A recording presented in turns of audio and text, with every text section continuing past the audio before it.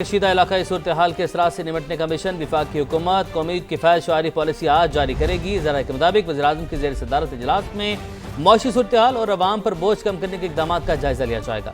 ملک کی مجموعی انتظامی اور معاشی صورتحال کے تناظر میں پالیسی جاری ہوگی۔ دفاتر میں ورک فرام ہوم کی پالیسی، سرکاری روابط زوم پر کرنے اور تعلیمی اداروں میں کلاسز آن لائن کرنے کی تجویز بھی زیر غور آئے گی۔ جی ہاں، اجلاس میں چاروں صوبوں اور گلگت بلتستان کے وزرائے اعلیٰ، وزیر اعظم آزاد جموں کشمیر کو بھی مدعو کیا گیا ہے۔ قومی کفایت شعاری پالیسی کی منظوری صوبوں اور وفاق کے اتفاق رائے سے دی جائے گی۔ موجودہ حالات میں عوام کو ریلیف دینے کا مشترکہ لائحہ عمل تشکیل دیا جائے گا۔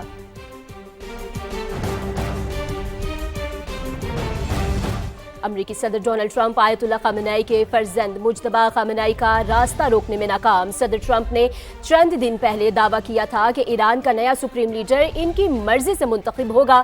رائٹرز سے گفتگو میں امریکی صدر نے کہا کہ جس طرح وینزویلا میں ڈولسی روڈریگز ان کی مرضی سے اقتدار میں آئی، ایران میں بھی ایسا ہی ہوگا۔ تاہم مجلس خبرگان رہبران نے مجتبی کا انتخاب کر کے انہیں ٹرمپ کے سامنے لا کھڑا کیا۔ عالمی میڈیا اس انتخاب کو ٹرمپ کی ناکامی قرار دے رہا ہے۔ بی بی سی کے مطابق امریکی صدر نے کہا تھا مجتبی خامنہئی سپریم لیڈر کے طور پر ان کو منظور نہیں ہوں گے۔ اے بی سی نیوز نے کہا مجتبی خامنہئی ٹرمپ کی دھمکیوں کو نظر انداز کر کے پردے کے پیچھے سے اقتدار کی بلندیوں تک پہنچے۔ جاپان ٹائمز نے مجتبی خامنہئی کے انتخاب کو ٹرمپ کے لیے واضح پیغام قرار دیا۔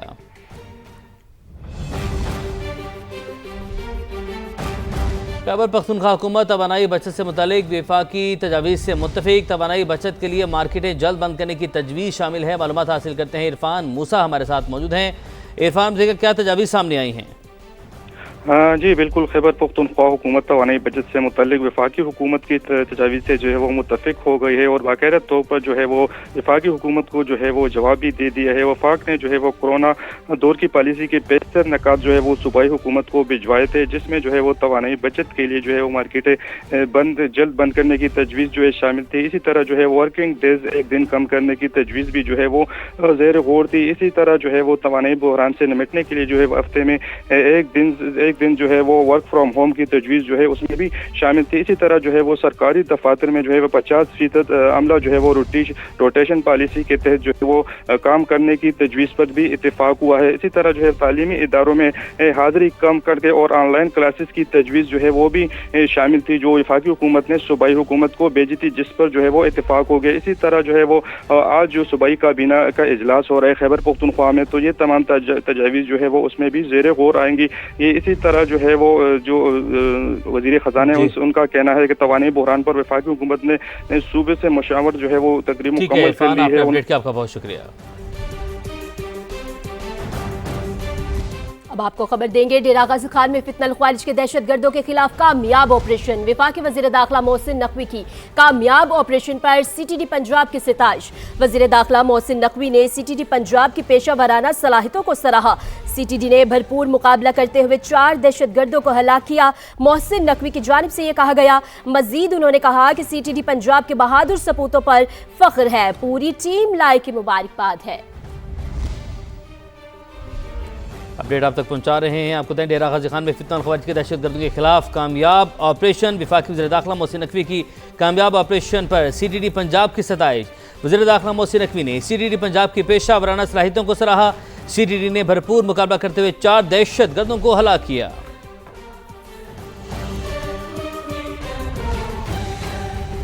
پنجاب بھر کے سرکاری سکولز میں سالانہ امتحانات کا آغاز ہو گیا۔ 60 لاکھ طلبہ امتحان میں حصہ لے رہے ہیں۔ پیکٹا کے تحت 8ویں جماعت کے امتحانات بھی شروع ہو گئے۔ دانیال عمر سے معلومات حاصل کرتے ہیں۔ دانیال، بتائیے گا۔ لیکن پنجاب کے سرکاری سکولز میں امتحانات کا سلسلہ شروع ہو گیا ہے۔ پہلی سے 8ویں جماعت کے 60 لاکھ سے زائد طلبہ ان امتحانات میں شریک ہیں۔ خاص بات یہ ہے ان پیپرز کی کہ پیکٹا جو کہ محکمہ تعلیم پنجاب کا ادارہ ہے، وہ بورڈ کی طرز پر 8ویں جماعت کے پیپرز لے رہا ہے۔ 4 ایسے پیپرز ہوں گے جو کہ لیے جائیں گے، جن کے اندر میتھس، سائنس، انگلش اور اردو کے ایگزامز ہیں، جو کہ خصوصی ایگزامینیشن سینٹرز میں جنہیں کنڈکٹ کروایا جا رہا ہے، اور انہیں مشین مارکنگ کے ذریعے چیک کیا جائے گا، کیونکہ یہ 4 پیپرز ببل شیٹ کے اوپر لیے جائیں گے۔ اس کے علاوہ جو باقی سبجیکٹس ہیں 8ویں جماعت کے، وہ پیپرز اسکول خود ہی کنڈکٹ کریں گے۔ ان کے ایگزام ایگزامز اور خود ہی ان کے رزلٹس جاری کریں گے۔ ان امتحانات میں خاص بات یہ ہے کہ ان کے رزلٹس بھی جلدی جاری کیے جائیں گے۔ 8ویں جماعت کے جو 4 پیپرز لیے جا رہے ہیں ان کے رزلٹس مشین مارکنگ کی وجہ سے 9 اپریل کو جاری کر دیے جائیں گے۔ بورڈ کے طرز کے امتحانات کی تیاری کے لیے جو 8ویں جماعت کے اسپیسیفک پیپرز ہیں ان کو لینے کا فیصلہ کیا گیا ہے۔ جی دیگر خبروں میں بات کریں گے، شک کا پہلو بھی ملزم کو بریت کا حقدار بناتا ہے۔ بیٹے کو زہر دے کر قتل کرنے کے کیس میں سپریم کورٹ کا عدالت میں فیصلہ اور والد کو بری کر دیا ہے۔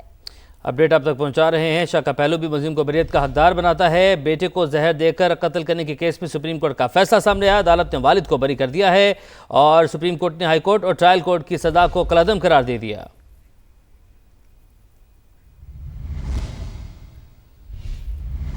پاکستان ریلویز کی ڈیجیٹلائزیشن حکمت عملی پارلیمان میں پیش کر دی گئی۔ رابطہ نامی موبائل ایپ اور ویب پلیٹ فارمز کو عالمی معیار کے مطابق اپ گریڈ کرنے کا منصوبہ ہے۔ معلومات حاصل کرتے ہیں deputy bureau chief Behzad Salimi ہمارے ساتھ موجود ہیں۔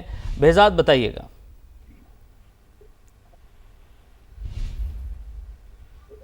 جی بہزاد، ہم نہیں سن پا رہے ہیں۔ پاکستان ریلویز کی ڈیجیٹلائزیشن حکمت عملی پارلیمان میں پیش کر دی گئی ہے۔ رابطہ نامی موبائل ایپ اور ویب پلیٹ فارمز کو عالمی معیار کے مطابق اپ گریڈ کرنے کا منصوبہ بنایا گیا ہے اور رابطہ موبائل ایپ اور آن لائن ویب پورٹل مسافروں کے لیے بنیادی سہولت ہے۔ وزیر ریلوے کا ایسا کہنا ہے۔ اسلام آباد سے سما کی deputy bureau chief Behzad Salimi ہمارے ساتھ موجود ہیں۔ بہزاد بتائیے گا اس خبر کے حوالے سے۔